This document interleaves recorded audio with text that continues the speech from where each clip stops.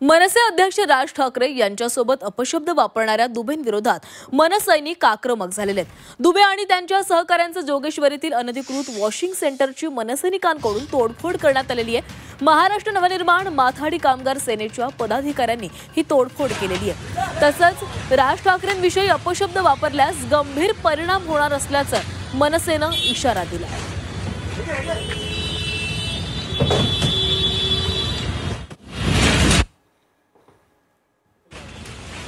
जर अपशब्द वापरतात अशा लोकांना सांगणार आहे की आज तुमचे अनधिकृत धंदे तोडले, जर तुम्ही आमच्या हाती लागला असता तर तुम्हाला नक्कीच तोडलं असतं।